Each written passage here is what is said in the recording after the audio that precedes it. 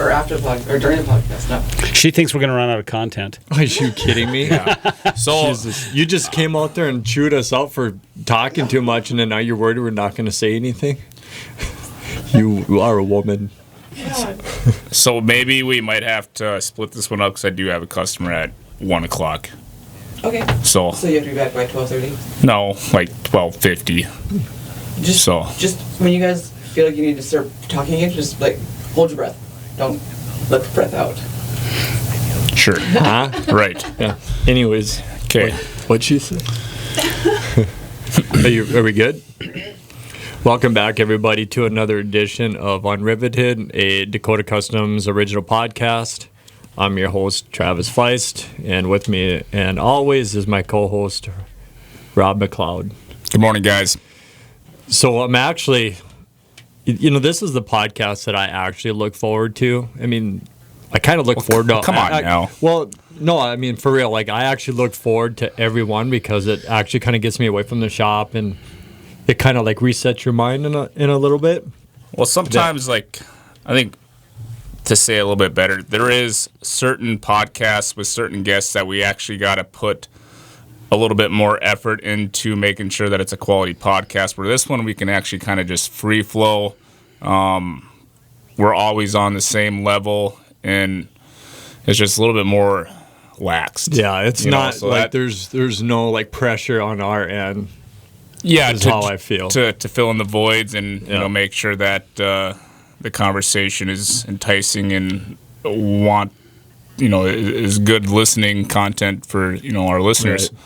The only thing I would probably change is if it was a little bit later and we'd have like pizza and drinks while we're doing this, would probably help make the whole thing go even better yet. But it's always good to have Bill, Stork, Kyle on our podcast.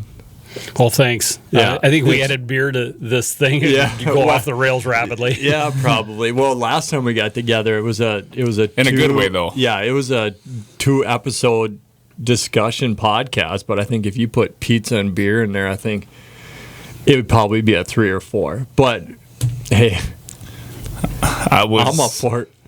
Actually, it's probably within the last week. I had some podcasts on. I think it was one of the rainy evenings we had, and I watched our podcast. I think it was the OG unedited one, and that was pretty awesome, actually. Just watching all our body languages and stuff like that. It's like having a third perspective to yourself is pretty interesting. Then I watched that. Were we doing it at the shop or at the other station? That was at the other station. Oh, sure. And then I watched the Roaster Shop Whiskey and Oil podcast, and they don't just put whiskey in their title; they drink it. Oh yeah, absolutely. They drink it. Yeah, like they're pouring it, and they ain't mixing it.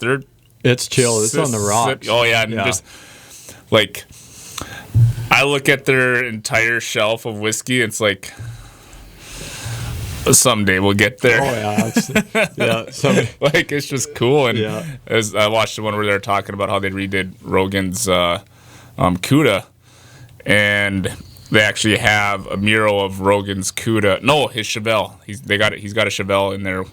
The one on the background. On the back picture. Yep. And that's so it's just, man. Maybe in our upcoming facility, potentially we'll have a nice studio in there. Yeah. Well, maybe we can get a picture of Kyle like back in the day when he was like jumping out of his bikes, and we'll blow that up and put that like in the background of our doing a heel clicker. You don't have to go back too far. I still got of me doing that stuff. Okay, jeez. Yeah.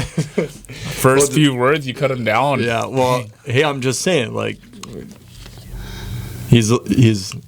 I'm not gonna say he's elderly. He's just a little older now than back then, but I'm sure he can still pull it off. It's all a relative term, the age thing, and when we're calling people old, because I'll catch myself saying that, and I think I'm younger than I really am, but the dudes I'm talking about are the same age or younger than I am, and I'm calling them old. So it's all relative, right? And it's hard. Like, how do you even like introduce that when you're trying to tell a story? Like, well, this person that's old, and then they're looking at you. I'm like, well, I'm just saying, like, to me they're older, but not that they're in generally old. And then it's like, well, God, no. We'll just say they that screwed me up on my story. You got to think it over again. We'll just say he's deeper into his prime than there most. He is. There he is. Yeah, I like that. I'll take any of it. Yeah, that sounds a lot better.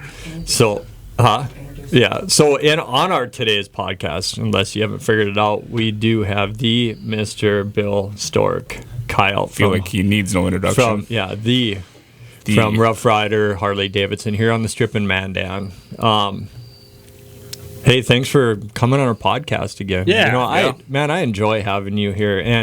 And speaking of the whole, and I don't know why I brought it up, but the whole pizza and beer thing, because you had a thing last Friday. Yeah, I don't think you showed up though. You didn't last till 7:30. I went by there, and at 7:00.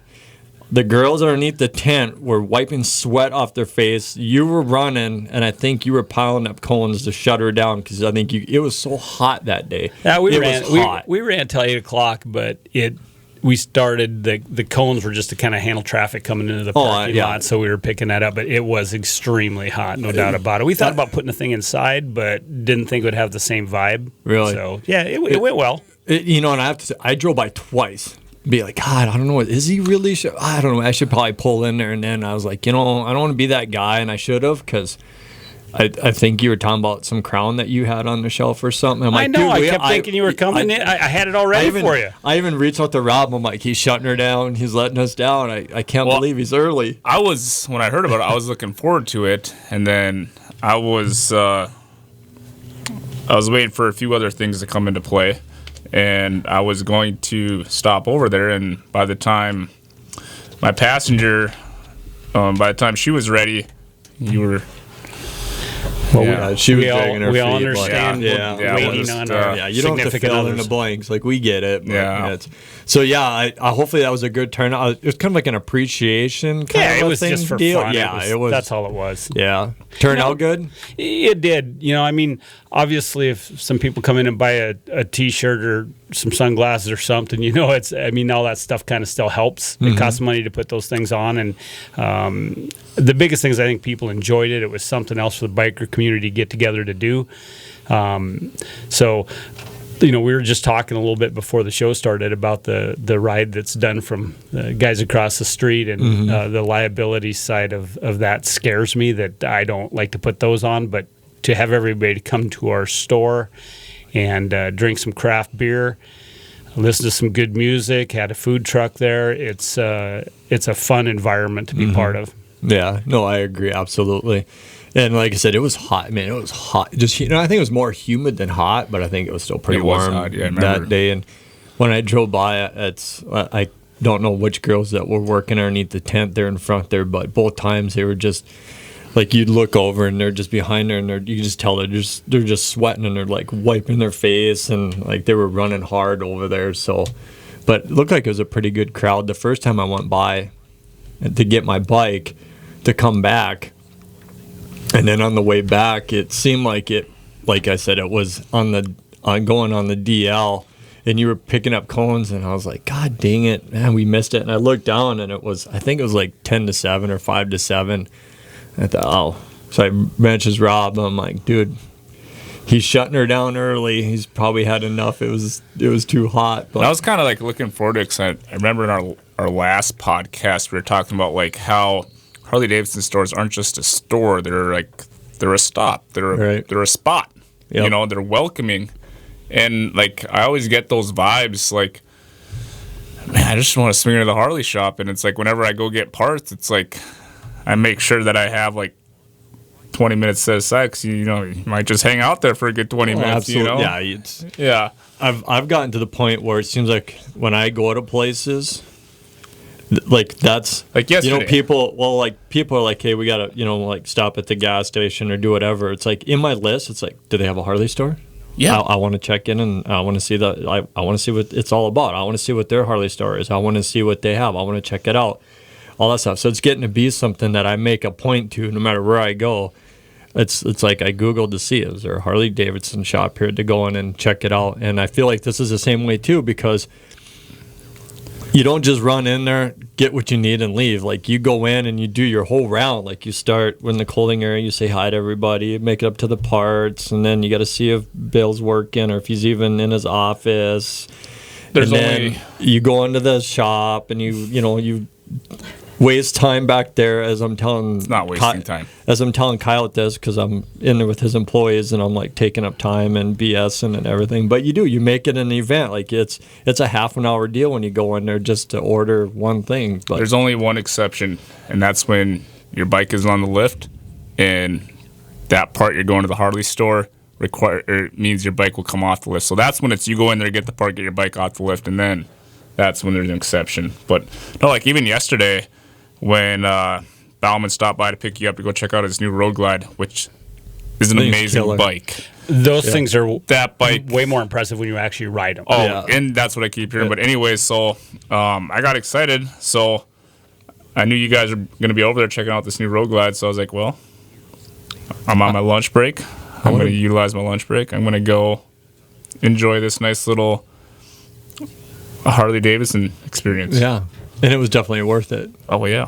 And speaking of that, those things are killer, those new CVOs. Yeah, so did you see the dash lit up? Oh, yeah. And all that? How they can move the gauges from one side to the other, put the navigation in between the two gauges. It's next level from a tech standpoint. Yeah, and it's crazy because the newest bike that I own is a 2015, and to me, I'm like, that's a nice bike. Like, I love my 15 Road Glide. It's my favorite go-to bike. I love the way it rides, handles, everything. Then I got on Dave Wall's 22, which I was like, wow, this thing's impressive. Same generation, though. It's different. If you ride it, it handles different. So you can tell already, like, wow, this thing's really nice. It rides awesome. It handles everything else.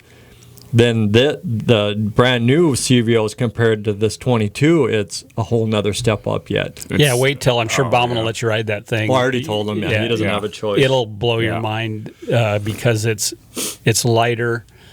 The chassis, different suspension is probably the largest improvement. All of the bikes that you two both own, when you go over like the expressway bridge and then joints, you can really feel with that shortened suspension how harsh those bumps are. This new bike's just, you don't even feel it.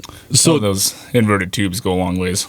Yeah, that's part of it. I think it's just the way that it's all engineered. Frame geometry, yeah. Because didn't they stretch those new frames a little bit? I don't have the details of what they've done to the frame. Now, I know there are some changes. The suspension's completely different as far as the components that they're using, so that's a big piece of the pie right there. You know what's crazy is Spencer, one of your sales guys, said it rides like a lowrider, and I've ridden a lowrider, and that is by far like the biggest bike that I've ever seen is the new Road Glide. But when someone tells me it rides like a lowrider, like that's saying something. Yeah. I would imagine he was referring just to how light the bike feels and how nimble it is. Right, yeah. It's just they change a lot of stuff to cut weight too, I believe, on those the new and I keep saying the CVOs, but that's the only new version. We believe that's going to be the precursor to the regular order bike. Sure. We don't know that. We have no knowledge of that whatsoever. I'm like making a public statement right now that I have no knowledge of the future. Right. But just like investment guys say that the past is no guarantee of the future. What they've done in the past is when they come out with something like that on the CVO, that's usually the RG or the regular order bike is going to follow that style. And it'd be smart not to, though. Yeah. And maybe it won't be 24, maybe it'll be 25. We'll have to wait and see. Yeah. I do know, even with that new dash setup, it looks like a touch screen, but it's a display. Man, there's like 12, 15 buttons on each hand control. I mean, they move stuff around. What you can do from your thumbs, like you can, like the different sport modes that you can, not their suspension, but like the rain mode, there's sport mode, there's I can't think of all of them. So that one has a sport mode, highway mode, rain mode, and all that technology started with that Pan America Adventure bike. That has more detailed ride modes, but it's off road. We're not going to put that on a road glide, right? Yeah. But it just has so much tech to it, but you'd think, well, with all these buttons, when you just look at visually, you're it's going to be overwhelming to operate this thing. But it's very intuitive with the way your brain thinks and the way that those buttons operate, what you're seeing on the dash. So once you just spend a small amount of time with it, it'll come to you pretty easily. And I'm sure right away, because even just sitting there looking at it, it's like, holy crap, like it's overwhelming. But once you get it set up and you get it figured out, it's user friendly and things. Yeah, so I believe Spencer referred to on each hand control them as pucks. So I don't know if you got that from I don't earlier. know, but what I'm saying was, it's not like there's just rows and rows of buttons. It's all right there within just real quick movements of your thumb. So it's really user friendly. So it's not like you're trying to operate a rocket ship here, or I don't know, a Navy boat or something like that. No, and I get what you're saying, because that's what you think when you look at all this stuff. And it looks like clean. Oh my gosh, there's too much here. It doesn't draw any, like, you're obviously drawn to other beautiful parts of the bike over,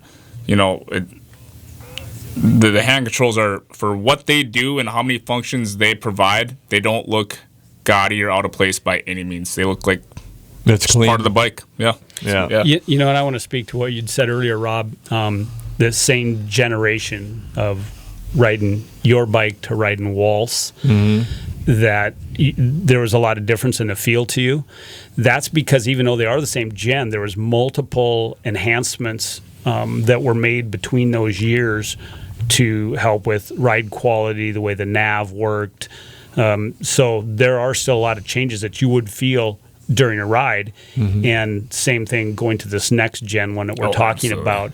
And they always have to give people a reason to buy, and they're not reinventing the motorcycle, but they're just the tech and the conveniences and the quality of performance, durability, ride quality, all that stuff is always being improved, and it is by every manufacturer. That competition drives everybody to be better. So I think from 20 to 22 on the Road Glides, they switched from a hydraulic clutch to a cable clutch, right?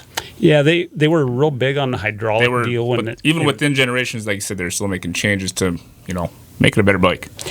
Yeah, and the reason that they went from the hydraulic back to the cable is a complicated answer of why they did it, and there's probably a few engineers that really know why they did it, but as all of us that have ridden a lot, we know that with a cable clutch you have a better feel of engagement than you do with a hydraulic. So I personally prefer the cable. My race bike, my motocross bike, has a hydraulic clutch on it.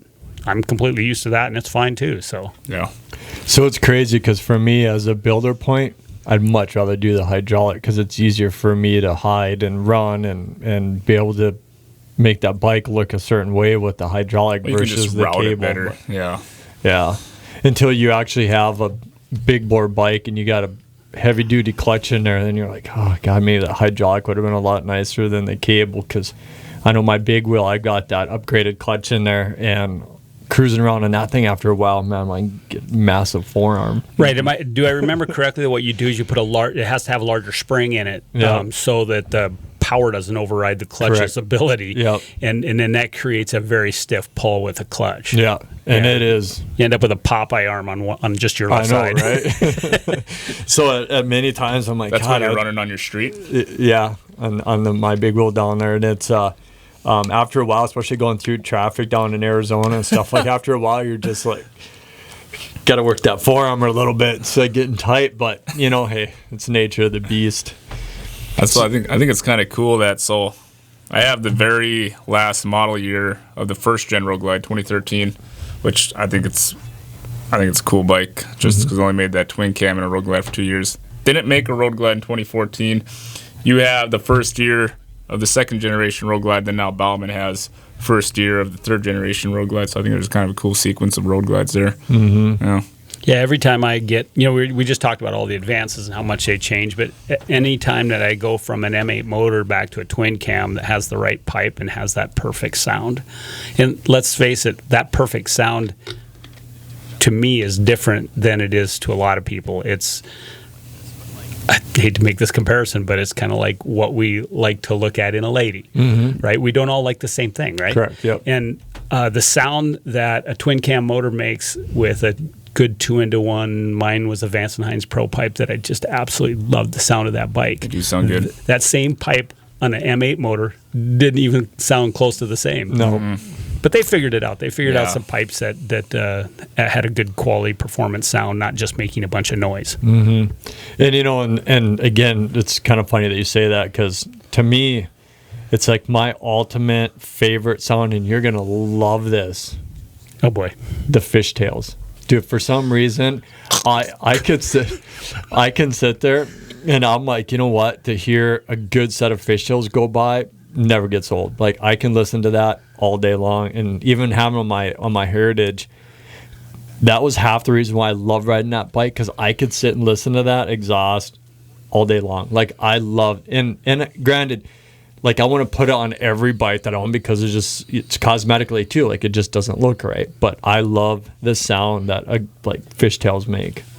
Okay, I think you're just trying to be a gangster or something. Yeah. See, this is the thing why these things could last 10 hours, because we can just talk about one little thing and go on and on. Because I know you probably don't like fishtails. I don't like them. Yeah, I mean, I like how they look on the right bike. So you got like a Choloed out Deluxe. They kind of, it has to, it pretty much that's the pipe you put on that bike. You just have to, I like how they look. That's where it ends.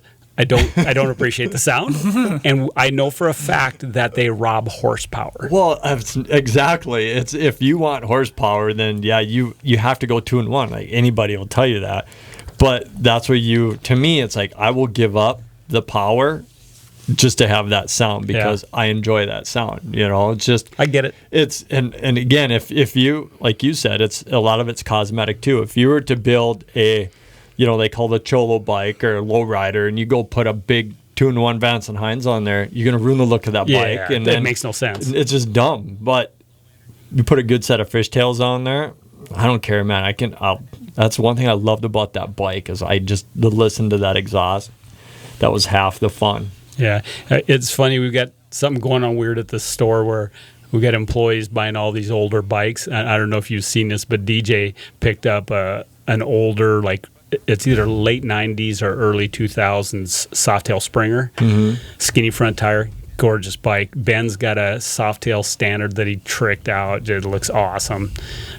We've got a couple guys that have bought some older Dynas, and we're all riding these older bikes again. And cool. I have that that 02 Switchblade. Yep.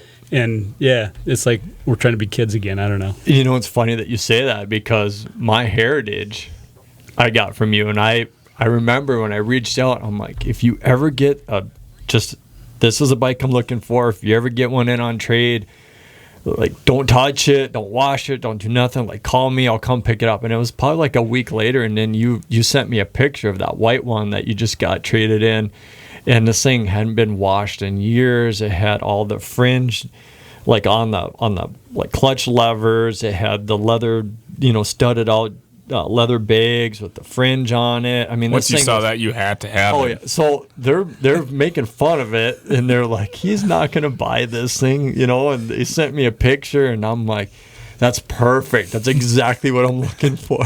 Yeah, DJ calls those street sweepers, and they got the fringe on the bags, and we've got this customer.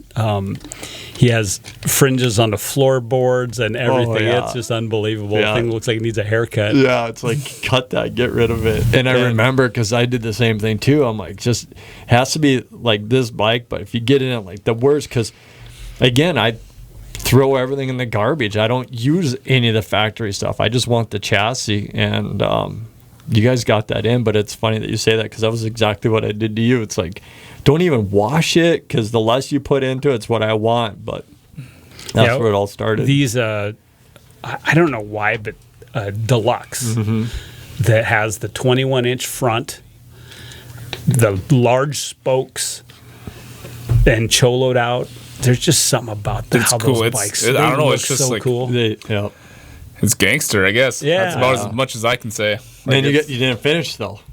Well, there's the fishtails.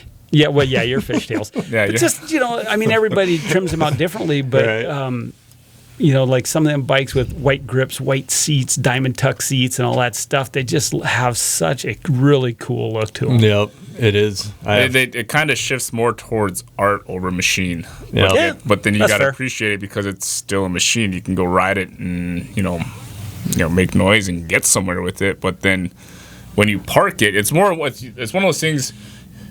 It's a rare deal. You appreciate it more when it's parked over riding it, to where, like, say, on a road glide, you appreciate it more riding it over looking at it, you know?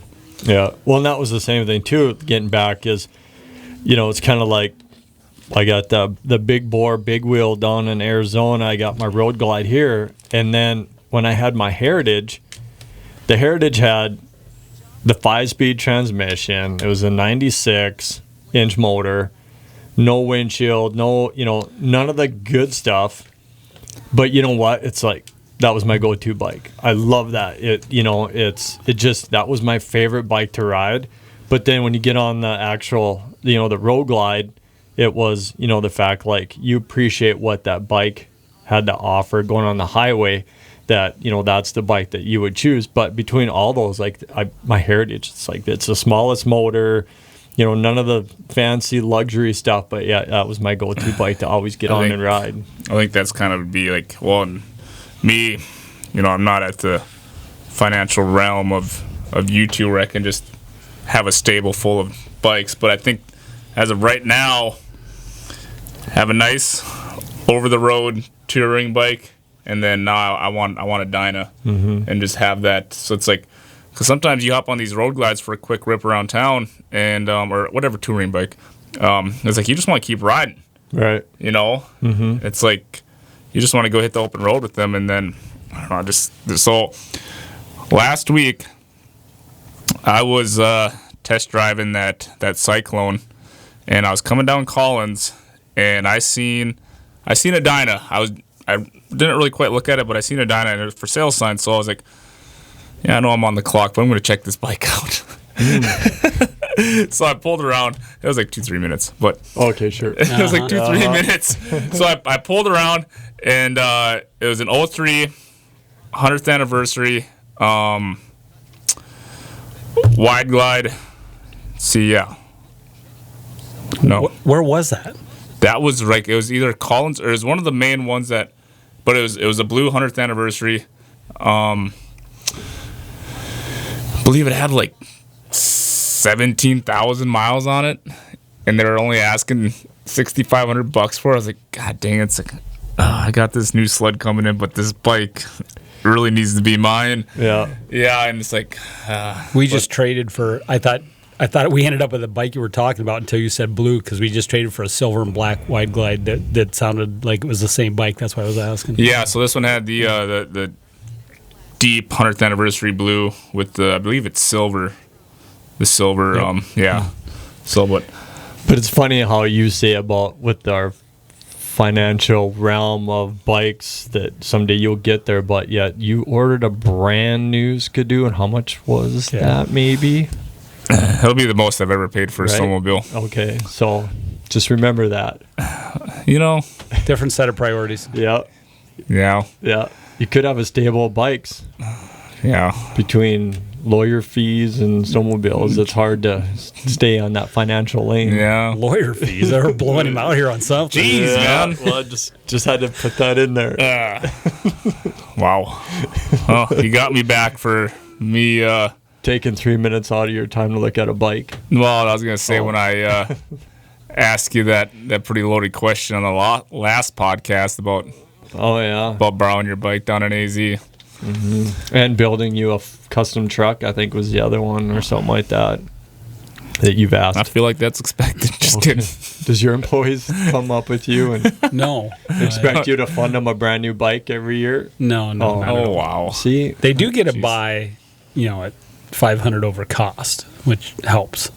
Well, it's pretty good. Yeah, it's pretty good. Yeah, it's a pretty good deal. So, how was this year for Sturgis? Did you feel like you guys were pretty busy, normal, not so much? So that's a loaded question for me talking about Sturgis. So it really doesn't affect us much at all. if you were to go back 25 years, bikes were not at the same quality level, so you had a lot more failures. And our service department needed to be staffed heavily to keep up with that, with all of the people, because there's a large amount of people that travel through here to get to the rally, whether it's Canadians or people coming in from the east. Sure. But with that being said, we have people stop in, they'll buy a T-shirt, or, it still has some financial impact. But I would say on the reverse side of it, we have so many motorcycle club members, motorcycle fans, people that go to the rally every year, and they spend a lot of money down there that I would obviously like to have a part of that. So I think it's almost a double-edged sword that we're located so close to it that we lose a lot of business to the vendors that sell anything from audio equipment to wheels to you name it. There's everything sold there.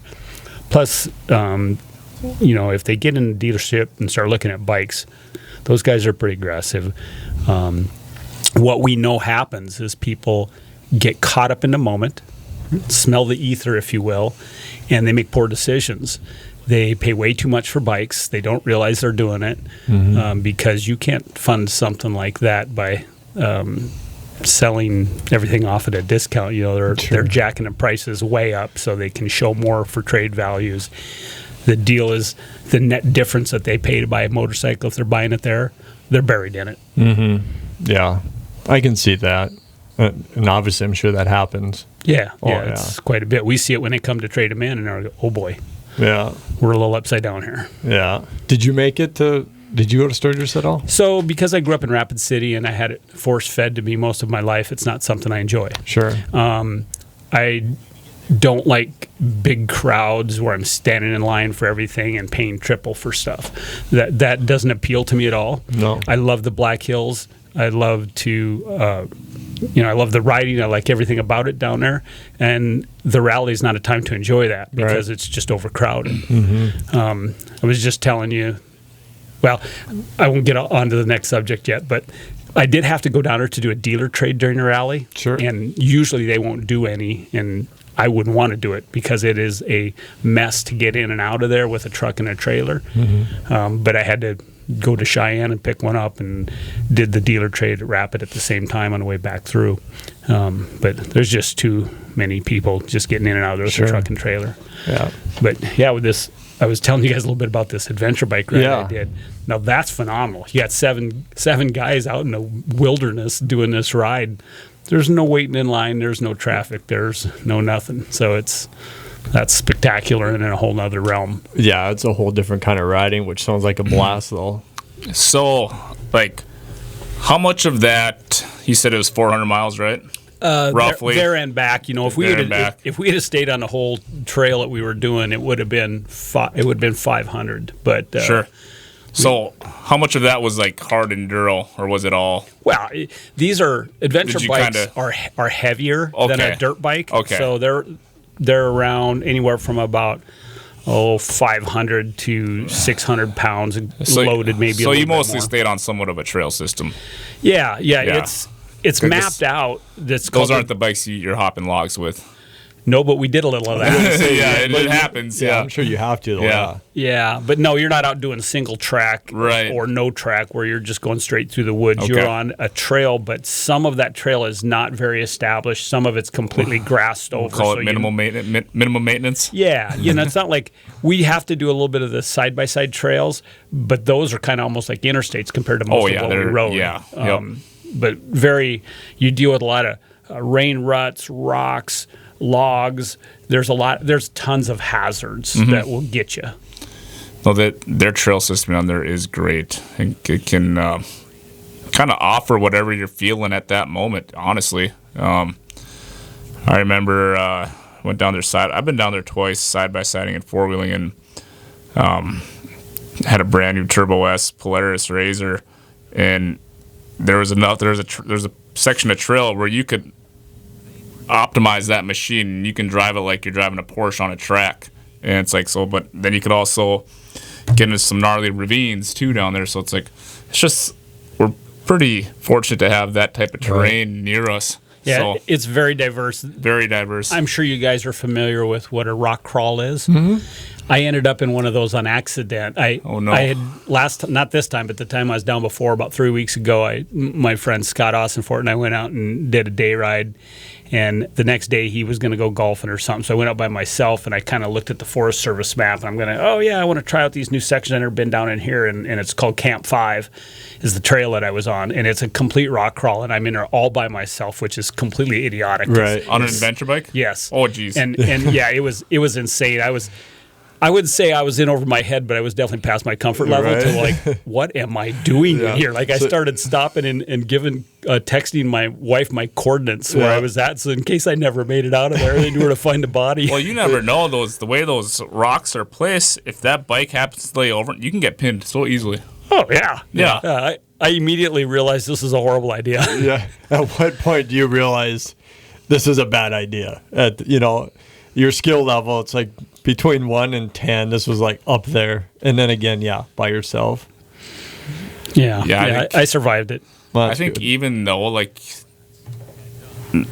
a guy should always go out there with someone. Well, You know, absolutely. like, yeah.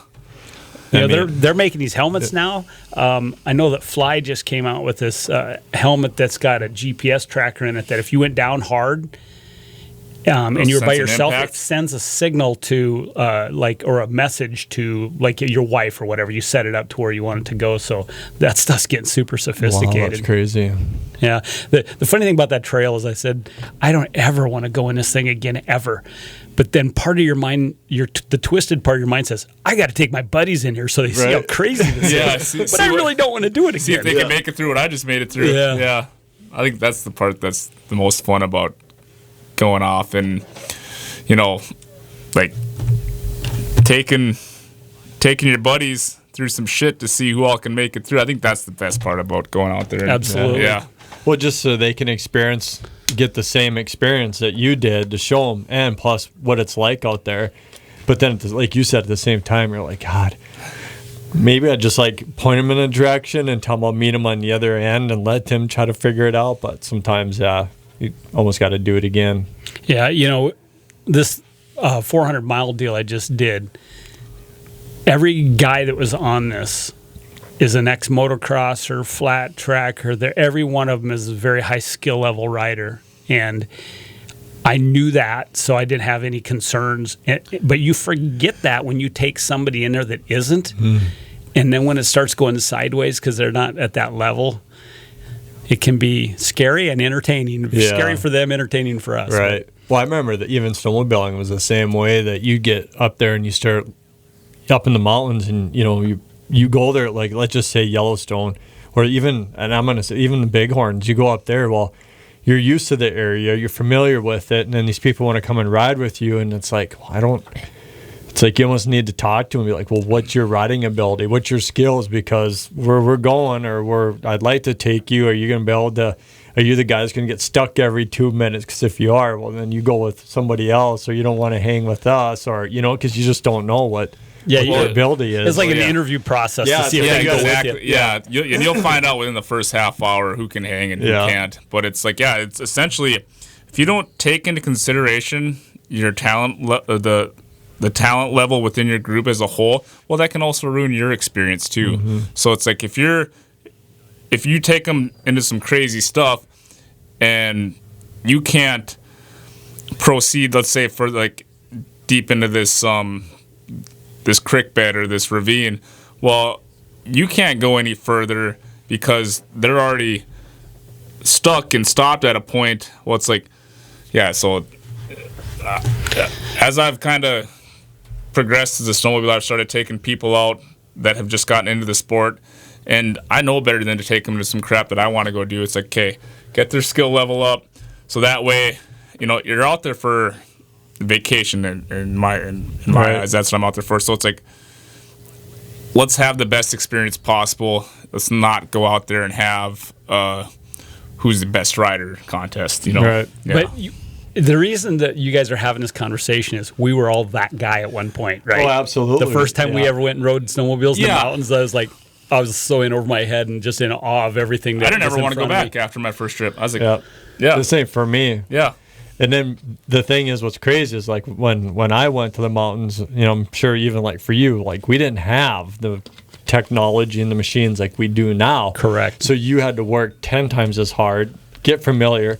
But what's crazy is when you grew up, like coming from Minnesota, it's all they do is ditch running. Different. Like all they Way do is, different. fast and straight for the most part. Well, that was kind of like how I grew up. I didn't grow up in that area, but that kind of style riding. So when they're like, dude, I heard this thing about going to the mountains, we should do it. Well, that's what we did. There was 5 of us that just loaded up, had no clue, went to the Bighorns, and we showed up and we're like, we all had short tracks. It's like we had no idea what we were doing, but we found out in a hurry that our skill level was not there. Our skills weren't there. Like it was a whole completely different thing of riding. And yeah, by the third day, we took off, came back home because we were exhausted. Our sleds were busted up. It wasn't fun anymore because trying to get around in the mountains on a short track, it doesn't work. Yeah, I have just a memory that popped into my head from you saying that cracks me up to this day. I've been riding in the mountains for probably 10 years, but it was the first time I'd ever went to Cook City. And there was a bunch of us that went there, and there's some people from Rapid that I'd never ridden with, and one guy shows up and he's got a 3-cylinder short track. Oh. He had a paddle track on it at least, but it was a short track. And I'm like, oh boy. I was right away in my mind, I'm going, I don't think this is going to go well. And we got up and I don't know, maybe we were in the first hour into our ride and we were playing in some meadow and these guys already been stuck several times. Then the guy reaches into the back seat, into his cap, into the little, cavity back there and pulls out a bottle and starts drinking some whiskey straight or something. I'm like, this is going to go from bad to worse now. And it pretty much did. It did, yeah. It will. Just like I thought, yeah. Well, first of all, Cook City, everything is so, aggressive. The terrain, everything is just straight up and straight down. So, first of all, you showing up to the mountains in a short track is silly. Showing up to Cook City on a short track is even worse decision because, even long tracks, it's a workout in some of the spots in Cook City. So I can about imagine. Yeah, I remember that was the first trip that I ever took to the mountains was to Cook. And it's like you were saying, I grew up, banging ditches. And when I was getting into riding, or before I was watching videos. Mm-hmm. So I was like, how hard could this be? They're going slow. All you got to do is just point it up. And then, like I said, the first, there's some really tight, before you get into Daisy, there's some really tight, I'd say 15 foot. Well, they're probably only 3 feet above the snow, but they're probably 15, but they're tightly packed. And I went with one of them guys that was out there to have the best rider contest. So he took us through the crap immediately. And the first 45 minutes, I was like, this ain't for me. I'm done with this. And then glad I pushed through it. But it's not for the faint of heart out there. No. That's kind of how this adventure bike riding is. It's similar. It's similar to that, except the nicest part about it, and this is going to seem silly, but is the ease of how it all works, because you get on the motorcycle from your house and ride to where you're going to ride, and you have the ability to ride pavement, some fairly extreme off-road stuff, and there's never all the, it's a big ordeal to go to Cook City. The travel to get there, the time and expense to get there, and the trailer, the diesel truck, everybody piling in. Yeah. It's a big ordeal. Yeah, this adventure bike ride is just simple. Yeah. Yeah. Plus it's warm. Yeah, sometimes it's too warm. When we got down to Edgemont, we have this friend of ours that he talked to this restaurant bar owner that he knew. This place was closed. They opened it for us. Nice. Fed us. We all had drinks. And then the guy that set it all up, he kind of goes in the back room talking to the guy and he gets ready to leave. He says, tip these guys real good. Great to see you guys. See you later. Go to pay the bill. The guy paid the whole bill. Nice. For everything. Drinks, that the whole works. Wow. Needless to say, the tip was overwhelming for those guys. We really kind of tried to make it up. But it's just, that's the whole kind of, the community, the culture, and right, the community, the camaraderie, whether we're talking about snowmobiles, motorcycles, is very similar. We all enjoy and have a passion for that same kind of adventure, and Yeah, this adventure bike thing that I'm getting into right now is insane. It's a blast. And I can see. I want to get into that. I can see how that could be really enjoyable because, like you said, it's like the winter sports in the summertime, kind of a deal. And I can see that being addicting. It is the largest growing segment of motorcycling in North America right now. Really? Yeah. That's why, and I hardly knew that, see that. That's why they got on board and developed an adventure bike. How are those adventure bikes doing in the industry compared to other manufacturers? I'm just like... So we're only in one division. When you look at like KTM, Husqvarna, they have multiple sizes. So they have light... I'll just call it lightweight, middleweight, heavyweight. There's actually some stuff in between there. Sound like we're talking about boxing, light heavyweight. Kind of are. But anyway, it's that competitive. Where Harley only has one entry. It has the heavyweight division, right? I mean, it's a 1250, and all the other major players also have that heavy-duty segment because they're better highway bikes that still have that off-road ability. So whether you're talking about KTM, Triumph, Yamaha, Kawasaki, Honda, they all make a heavyweight deal. I think that's the most expensive bike. It has the most bells and whistles, and that's probably going to be the largest volume selling bike. With that being said, the way my friends and I like to ride, it's a lot more where the smaller bike kind of works better because you're riding in more aggressive territory. Right, a little bit more hard enduro based over, You keep saying hard enduro. When I think of hard enduro, it's like that stuff's so crazy. Yeah, they're racing through wood piles. I'd say more single, not even single track based, but I'd say if you were to classify the heavyweight between, say, if there's like 50-50 off-road, on-road, would you maybe call it 60-40 on-road, off-road on that heavyweight? Part of that is subject to the rider's ability. Sure. Like there's things that I would do on that bike that other people would never ever even consider doing, but there's also people that could take it way more extreme than what I do. But yes, the bigger the bike, the more highway friendly it's going to be. Sure. The smaller the CC size, more off-road the more friendly. off-road friendly it's going to be. Yeah. More lightweight. I just see like all these snowmobilers, they are very heavy into riding dirt bikes. In the summer, I'm like, well, a lot of the hill climb racers, that's what they do to kind of keep that, A, it's a good workout, and B, to kind of just keep their ability to read terrain sharp, right.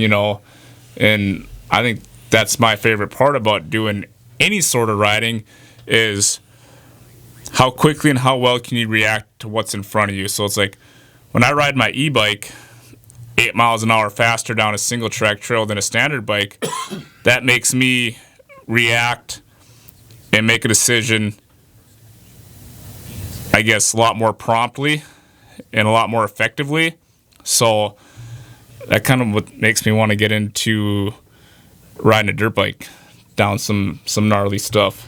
Yeah, when next time you're in a store, if you have a few minutes, depending on if you're on the clock or not. I got some GoPro video I'll show you of this last ride that I've been looking at, and it shows you kind of what the terrain's like and some of the stuff that we're into. Yeah, because like when you're in that deep wilderness, you got to be ready every single millisecond. Yeah. Well, it's just like what you just said about the focus, and you take all the different disciplines of motorcycles, snowmobiles, any of that stuff, and the ability to read terrain and how your mind has to work and make decisions in split seconds. It's underrated. It is. I mean, if people go do it for themselves, they quickly find out it's a lot more difficult than what they thought it would be. It's not like just riding down the street. Right. And I take it for granted. I guess I've been riding everything since I was young, and that's kind of groomed me into I can just throw a leg over everything and just be good at it. And I guess it's not that simple. To me, it's easy, and not to toot my own horn, but it's like That's probably about the only thing I enjoy. That's what happens is because you grew up with, people like ourselves that have done it our entire life, and you take somebody that hasn't, we have to stop ourselves and say, what am I going to do to this guy? Because we don't even think about it. It's just natural. Yeah. And it isn't to most people. Right. Right. Things can go sideways in a hurry. For sure. Absolutely. Yeah. But you still got to respect it. Oh, yeah. Yeah. That's what comes with, I think over the past 5 years, I've learned to respect whatever I'm riding, So it kind of, I've told the story before about that dirt bike that I built. Oh, yeah. 250. And so I was kind of the same thing, too. I'm like, well, I used to have crotch rockets. Now I got, like, cruisers. I've snowmobiled. I've, been stupid, jump cornices and all that stuff with snowmobiles. I'm like, the only thing I'm missing is a dirt bike. But it's right, and that's going to run that. It's like I just had this, like, I had to have a dirt bike to fulfill my, like that edge or that, that adrenaline and to keep riding and all that. And so I got, Mitch Vetter had that Kawasaki as a 250. Two-stroke, right? Yeah. And why did he want to sell that? he blew it up for, I think, the second time. And he was looking to increase to, I think, a 4-stroke, if I remember right. Yeah. And so it was cheap. Got, fairly inexpensive. And so I bought it because I'm like, here's, and again, this is me because I don't keep anything stock. So I kind of wanted something. Good platform. Less money so I could make it how I wanted to. So I took it all the way down to the frame, painted it, all new plastic, put new motor in it, cams, powder coated stuff, made my own decal design on it, and just made it all mine. Stuck a little bit of money into it. And so we were getting ready. Still, again, like never ridden, especially not this bike because it was blowing up when I bought it. And we had Planet Power Sports at the time, and we had it out in the showroom, and we were going to do like a photo shoot with it the next day. And so before I went and we were going to get ready for this thing, Bauman's like, well, dude, like, haven't you even driven this thing yet? And I'm like, no, I don't want to. It's like, we got this photo shoot coming in, knowing me, I'll wreck it. And he's like, well, you got to take it around the parking lot for God's sakes, Classic Bauman just poking you like, so, do something you're not supposed to. Yeah. So, of course, I listened to him. So I wheeled it out, got the thing fired up, and so I took it in the back parking lot there, and I'm coming around, and I just got on that thing, and that front end came up like fast. I mean, that thing just had power like crazy. Fresh, yeah. Yep. Brought it back around, put it back up in the showroom, and I'm like, over it. That bike had so much power. Like, it's just like my fix. I earned a dirt bike, and in that like 30 seconds, I got what I wanted, and I was over it. That was way too short. Come on. I was like, you never even got into the dirt. Because here's how I look at it. At least I know with snowmobiling, like I've wrecked tons of times snowmobiling, broke my nose. Side by side, I've wrecked side by sides. I've got broken collarbone. I've got it doesn't like I go into it knowing like I'm probably gonna either break something machine wise or I'm gonna get hurt. But I'm like already cool with it. Like I'm good. First of all, in the snow you got cushion for the most part. With the side by side, at least it's in sand, a little bit of cushion.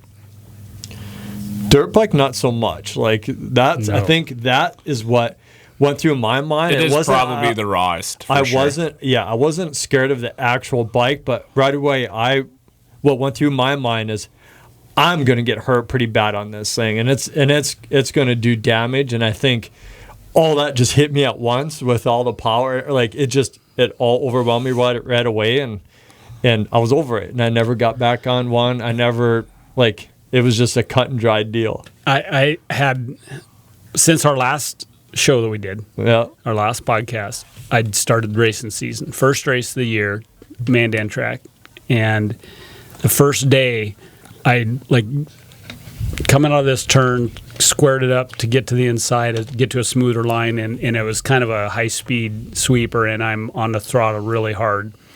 And the back end broke loose instantly, and I did like a road racer high side where I actually lawn darted head first ahead of the bike, bruised up my legs really bad, and of course, I jumped back on a bike and continued to race the whole weekend.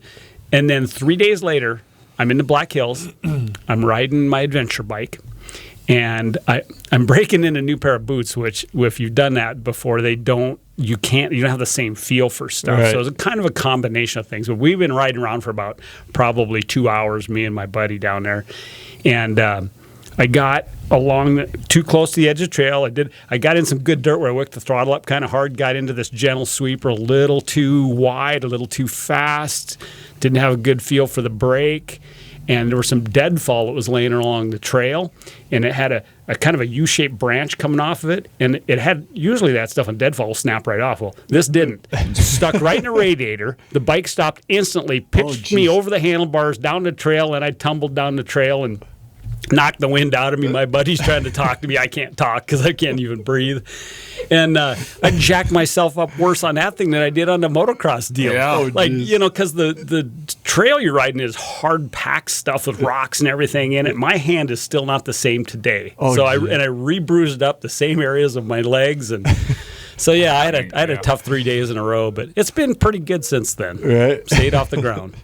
See, and that's where same thing too with the dirt bike. Like, yeah, I agree. It's, like I said, when you snowmobile, at least like if you fall or get rolled or go down the hill, I mean, you got a little bit of cushion there. So I think you push it a little bit harder, but falling on hard paved, packed dirt, just not as forgiving. I don't know if this has any correlation to the two, but the times where I have been the most fearless on a sled was also the same time I've carried the best health insurance.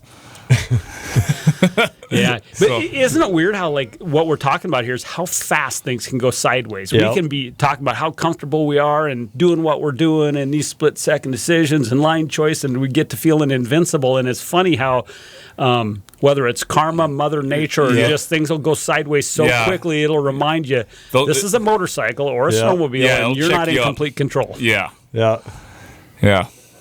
I've had that even in cars, the same thing too. Like there's a couple times, even in my car and a customer's car, where you're kind of like feeling you got this. I remember one of the deals we had, it was a customer of mine. We were trying to tune his Chevelle, and we just put this crappy Phytech system in it. Geez, we were trying to get this thing tuned. So we went out on Old Red Trail out there because I thought, well, that would be less traffic at least going out that way. And you have to drive this thing. Well, you'd hammer on it. He had a 427 built up and stuff for it. But you would hammer on it, and it would just kind of like fall on its face. So we were trying to tune the fuel. Car? No, it was Warren's car. Oh, yeah. And so we were trying to increase the fuel pump pressure and stuff to get it so it wouldn't fall on its face and all. Well, you had that thing turned up. Yeah. So it's a 65 Chevelle. It's got a built-up motor. It was built. Well, it's hard to try to watch the display to set your parameters and drive this car, but we weren't just like, getting the groceries. Like I was giving her the mail to get this thing to run right. So it's like you got to drive the car. So we were sitting there, and we'd pull over, and we kept tromping on this thing hardcore to get it to see if it's going to fall on its face. And all of a sudden we're sitting there, and we're going to come up this hill, and I don't know why, but I was sitting there, and I'm like, I was looking over at Jesse. He was sitting with me, and I'm like, hey, you ready? So he was making sure he was watching the screen, the parameters, and I hammer on this car, and it's pausey, and it's It started to go, and then it was slowly going to fall on its face. Well, he's over there, and he's adjusting the fuel pressure and the thing, and I'm watching him instead of watching the road. That thing hit, and all of a sudden, like it started, like it took off, and again, this is probably 30 minutes of driving the car, and I feel like I already know this car. I got this. Like I can just listen. You listen to the exhaust, you listen to the motor, you can tell what it's doing, all that. So I figured I'm good. I'm watching him. Next thing you know, I look up, and I'm not facing the road anymore. I'm actually sideways facing the ditch. And I scream, and I like crank the wheel, but I didn't let up the gas. So we're going from ditch to ditch, and I hope Warren's not listening to this. But we're going from like ditch to ditch, and like how fast those tires and that rear end came out on me. And it never did that before. It would just spin and go straight. But you must have got the fuel mixture just right. We must have. But it was funny because I guarantee you, Jesse looks at me. I'm looking at him. Both our eyes are like this big, but none of us are looking at the road. But we could just tell something wasn't right. And next thing you know, it's just like, man, you got to respect these things because those, it can get away on you so fast. That same thing too. But I felt like, driving this car, doing all this was probably like the 15th time that we were stopping and dead hitting it, dead hitting.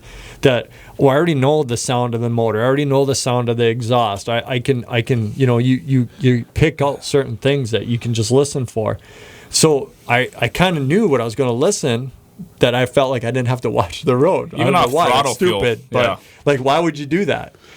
So I was watching him, and next thing you know, I look up, and it's like, wow, there's a ditch. Like, I'm actually going sideways on this thing. So you got to respect even cars, too. Anything can happen in a quick hurry.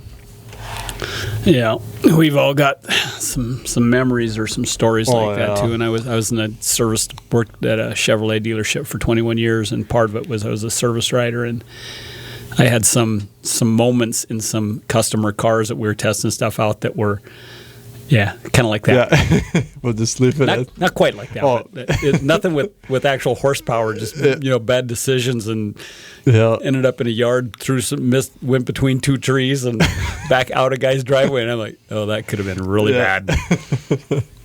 I think that was like the first date or second date with my wife. Is that what sealed the deal? Your driving ability? She should have ran probably. Yeah. She ran towards you. Yeah. Well, I know we can probably sit here again always. Let's try to so it's on record. Let's do our first whiskey drink cast with round 2 with Bill. Oh, I like that idea. Yeah. Yeah. So last time I had the hamburger contest, and we followed through with it. So now I think what I'd like to do on that whole deal, just to get the tiebreaker, this is my suggestion on this thing, and maybe what we should do is, hey, I have a great idea. Okay, after this, what we're gonna do is we're gonna have a bowl off. So we're gonna pick teams. You're gonna be the captain. I'm gonna be the captain. And then we're gonna bowl the 3 games with the shop guys. Yeah. Okay. And then whoever team as a leader that wins the most will win the trophy for the burger cook-off. I figure that's a fair deal. And then you can take all the yahoos that voted for your burger. You can take them on your team. I'll take the other people that voted for my burger, and then we'll do a bowl off. And then we'll see who wins out of that to get the trophy. Then what we should do is we should do a live deal, some way or somehow to raise money or something like that. But we should do a competition between us and the Harley store in a bowling tournament. Oh boy, I don't know. I'm serious. I think that would be the funniest, fun thing ever. Well, if everybody doesn't know how to bowl like I do, then it would be fun. It'd be awesome. That's the best part, because I guarantee you, probably most of us can't bowl. Yeah. And especially if you use house bowls, that's even worse yet. But I think that'd be a fun thing to do. Is we'll us against you guys. That'd be some tremendous shit talking going on. Oh, for you sure. know it would be. Yeah. But you know that it would be the funnest thing ever, just to sit there and do the bash talking back and forth and everything else. To do a best out of 2 games or something like that. It wouldn't even take that long, but I think it'd be a fun thing just to get just blow off some steam and have just some great time and some bashing. These are good winter projects. Oh yeah, because we absolutely. We can't ride our bikes a whole lot, so this will be a good winter project. You do it during the week when there's not a lot of people around, and we'll just bash each other back and forth. Christmas party. Yeah, I think that'd be a great time. Yeah, that sounds fun. Yeah, anybody can come and watch. You can bet on who they think's going to win. We'll make up shirts and stuff. We're going to be a cool team. I think it'd be awesome. The average Joes. I'm telling you, I think it would be the coolest thing ever. I'm down. See it? There you go. I'm down. Heck yeah. A couple of things. Again, yes, I am all about part 4 of the podcast that we will keep talking. Man, I love BSing with you. I mean, I'm serious. Like, I've known you for years, but I feel like we have a lot of stuff in common, and we can sit and shoot the crap here for hours and just talk about stories and stuff that we've experienced throughout the years of living and having businesses and everything else. And like I said, I enjoy and I love visiting with you. So we will have to do another one. Maybe what we'll do is we'll set it up either at our place or your place, and we'll pull out some whiskey and we'll just sit there and we'll just keep talking and visiting. And might be a shop thing though. Yeah, I think it'd be fun. It would be fun. Yeah, I'd be down for that. That'd be a good time. Yeah, that would maybe be, once the weather breaks. Yeah. And, I agree. It just, when we're just kind of BS and that's all this is. And there's just so many, one story leads into the next. I was just with all these guys that I kind of grew up with on this adventure bike deal. Yep. And it's like every story starts with, you remember when? Right. Remember that time? Because we'd done so many crazy things together. But just to revisit all them stories, they never get old. Oh, it never is. And, and that's what a lot of it's about, is the stories and the memories. And that's the same thing, too. Like when I sit down with Bauman, anytime we're together and it's like, hey, do you remember when? Do you remember when? And it's just, we can sit for hours and talk about stories and stuff that we experience. And so it's always a good time visiting and talking to you. So, yeah, other than that, I think that's about everything. We'll have to let everybody know when we're doing the part 4 to our next, our version of oil and whiskey, but we can't probably call it that anymore because that's already taken. But we'll come up with our own name. But we'll be our first one with you, Kyle. Yeah. And then we will talk about, while we're sipping whiskey, we'll talk about our future bowl off that we're going to have against each other. So I'm excited. Dude, that's going to be awesome. I'm excited. Dude, I'm already jacked up about it. I think it's going to be awesome. We'll make a big deal out of it. So we always do. Well, go big. Thanks for having me, guys. Yeah, it was awesome. Yeah, thanks for. I know you're busy. These are fun. I know you got a bunch of stuff going on, and I appreciate you taking a good hour-ish and a half to come and visit with us. So, again, I always appreciate you on our show. So, until next podcast, thanks for listening. Don't forget, check us out. Our Facebook, our website. We have TikTok, Instagram, YouTube. Leave a comment. Let us know what you think of the show. And thanks for listening. See you guys. Yep, bye.